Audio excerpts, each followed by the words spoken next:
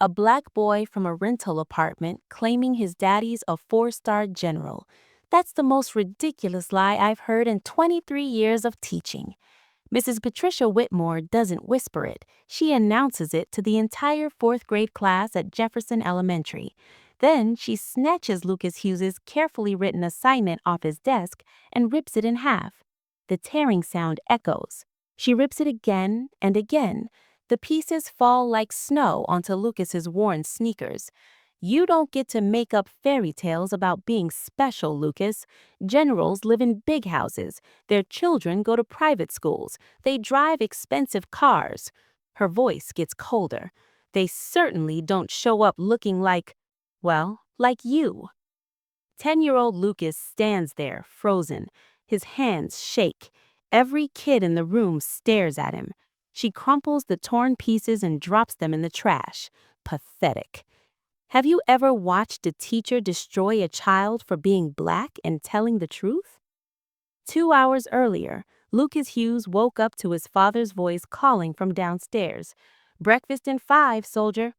The Hughes family lived in a modest 3-bedroom apartment in Arlington, Virginia, close enough to Fort Myer that you could hear the morning bugle if the windows were open.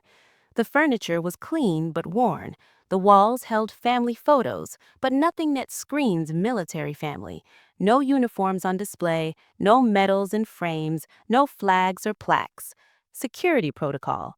General Vincent Hughes didn't advertise what he did. In the kitchen, Lucas found his dad sitting at the table in jeans and a Georgetown sweatshirt.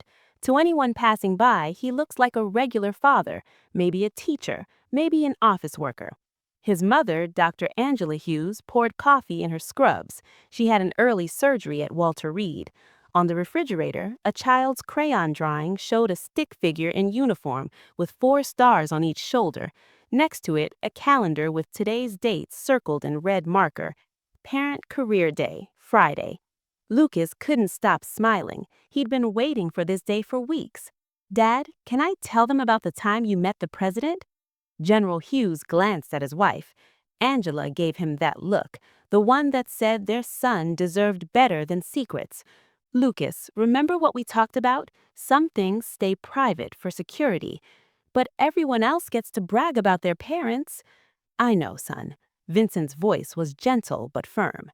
"Our family is different. We keep a low profile, you understand?"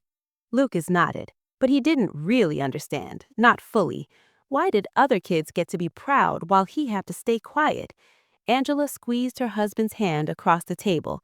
"He deserves to be proud of you, Vincent." "I know." The general looked at his son. "Just keep it simple tomorrow, okay? You don't need to prove anything to anyone." Lucas finished his cereal and headed upstairs to get ready for school. He didn't know that in less than 12 hours, simple would become impossible. Jefferson Elementary sat in the heart of Arlington. The school served everyone. Military families transferred in and out constantly. Diplomat kids whose parents worked at embassies. Immigrant families chasing the American dream. Working-class children whose parents cleaned the buildings where policy got made. It was supposed to be a place where every child mattered equally, but Mrs. Patricia Whitmore had taught there for 23 years, and in those 23 years, she developed a very clear sense of who was telling the truth and who was exaggerating. Her classroom walls displayed the American flag, photos of her shaking hands with local city council members, and certificates of teaching excellence. She wore her flag pin every single day, and she'd never served in the military, never lived overseas, never worked a day outside of comfortable suburban classrooms. But she knew what generals' families looked like, and Lucas Hughes didn't fit the picture. During morning announcements, Principal Hayes's voice crackled through the intercom. "Good morning, Jefferson Elementary. Reminder that Parent Career Day is today. We're honored to have some very special guests joining us. Please make them feel welcome." In Mrs. Whitmore's classroom, the energy shifted immediately. Tyler Bennett, a white kid whose father lobbied on Capitol Hill, raised his hand. "Mrs. Whitmore, my dad's meeting with 3 senators this week about the infrastructure bill." "How impressive, Tyler." Her face lit up. "Public service is so important to our democracy." Sophia Wilson, a Latina girl whose mother cleaned the Capitol building, raised her hand next. My mom works there too. She cleans the offices after everyone leaves. That's nice, Sophia. Mrs. Whitmore's smile didn't quite reach her eyes. Now, let's open our textbooks to page 42. Lucas watched the exchange. He'd seen this pattern before. Some kids got praised, others got dismissed. It usually depended on what their parents did and how much money they had. At 10 o'clock, Mrs. Whitmore handed out the assignment. Class, I want you to write 3 paragraphs about your parents' careers. What do they do? Why does it matter? How does it help our community? She walked between the desks. Due before our guests arrive. Best handwriting, please. Students bent over their papers immediately. Lucas pulled out his pencil and began writing in careful block letters. My dad is a 4-star general in the United States Army. He has served our country for 32 years in places like Iraq, Afghanistan, and Korea. He helps make important decisions to keep America safe. There are only about 40 4-star generals in the whole military. My dad worked his way up from second lieutenant. He says leadership means serving others, not yourself. My dad has been deployed 6 times. Sometimes I don't see him for months, but he does it because he loves our country. That's what makes his job matter. Deshaun Williams, Lucas's best friend, leaned over and whispered, "Yo, is your dad really a general?" Lucas nodded, keeping his voice low. "Yeah, he just doesn't talk about it much." "That's so cool. My dad just fixes cars at the garage." "My dad says every job matters," Lucas whispered back. "Your dad keeps people safe on the roads. That's important too." Deshaun grinned. Mrs. Whitmore appeared beside Lucas's desk. Her shadow fell across his paper. She leaned down and read over his shoulder, her lips pressed into a thin line. Lucas felt his stomach drop. Something in her expression told him she didn't believe a single word, but she said nothing, not yet. She just walked back to her desk and made a note in her planner. As the morning wore on, Lucas's phone buzzed in his backpack. The school allowed students to carry emergency contact devices. His was an old smartphone his parents could reach him on. He checked it during the bathroom break. A text from his mother. "Dad's flying back early from Korea, landing at Reagan 3 p.m. tomorrow. He'll make career day after all. Keep it a surprise." Lucas's heart soared. His dad had been in Korea for 3 weeks, some kind of strategic planning meetings Lucas wasn't allowed to know about, but he was coming home early. He'd be at career day. Lucas wanted to shout it from the rooftop. Instead, he slipped the phone back into his bag and returned to class.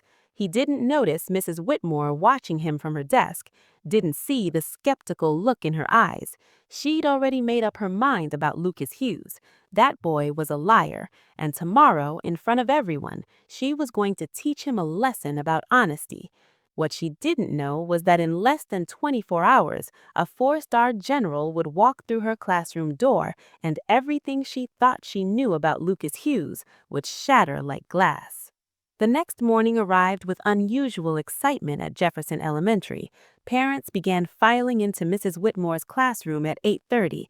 A lawyer in a sharp suit, an architect carrying blueprints, a chef in kitchen whites, a nurse still wearing scrubs from the night shift. Mrs. Whitmore greeted each one with varying levels of enthusiasm. The lawyer got a firm handshake and bright smile. The chef got a polite nod. The nurse got a quick "thank you for your service" before Whitmore turned to arrange chairs. Lucas sat at his desk, checking his phone every 30 seconds. His dad had texted at 6 a.m. that morning. "Landed, catching up on sleep. See you at school by 10 a.m. Proud of you, son." 2 more hours. Lucas just had to make it 2 more hours.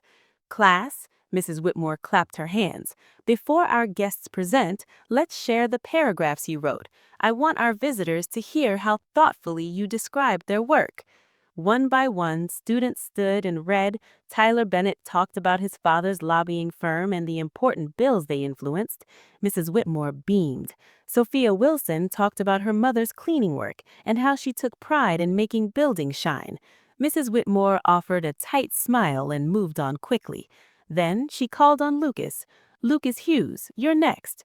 Lucas stood. His paper shook slightly in his hands. He cleared his throat and began reading.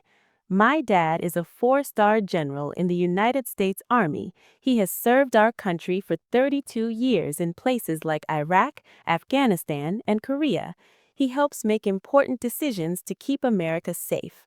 There are only about 40 4-star generals in the whole military. My dad worked his way up from second lieutenant. He says leadership means serving others, not yourself. My dad has been deployed 6 times. Sometimes I don't see him for months, but he does it because he loves our country. That's what makes his job matter. Deshaun Williams, Lucas's best friend, leaned over and whispered, "Yo, is your dad really a general?" Lucas nodded, keeping his voice low. "Yeah, he just doesn't talk about it much."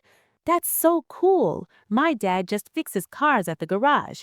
My dad says every